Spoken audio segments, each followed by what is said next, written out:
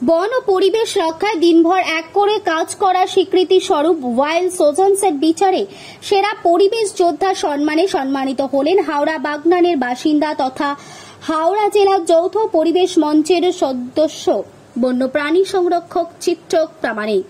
সদ্য শেষ হওয়া কলকাতা সেন্টার ফর ক্রিয়েটিভিটি অডিটোরিয়ামে অনুষ্ঠিত আন্তর্জাতিক স্তরে প্রকৃতি ও বন্যপ্রাণী ফটোগ্রাফি প্রতিযোগিতা ও অনুষ্ঠান Wild Sojourns nature world and festival 2024-এর ওয়াইল্ড সোজান্স বিচারে সেরা পরিবেশ যোদ্ধা সম্মান পেলেন চিত্রক প্রামাণিক, যারা তৃণমূল স্তরে পরিবেশ ও বন্যপ্রাণী সংরক্ষণের কাজ কোনো বড় অনুদান ছাড়া বা কোনো সরকারি সাহায্য ছাড়াই করেছে।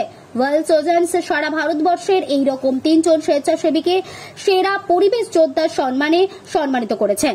এই 3 জনের মধ্যে গ্রামীণ হাওড়া জেলা উল্লবেড়িয়া লোকসভা কেন্দ্রে তথা বাগনান বিধানসভার এছাড়াও বাগনানের বাসিন্দা চিত্রক প্রামাণিক অন্যতম।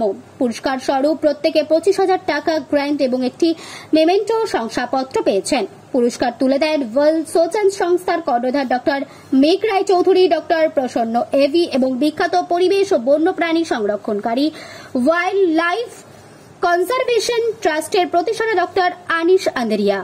এই অনুষ্ঠানে উপস্থিত ছিলেন আন্তর্জাতিক wildlife photographer Thomas Vijayan এবং শিবাং Mehta. Bureau report, news 24/7 TV, মুহূর্তের খবর হাতের মুঠোয়।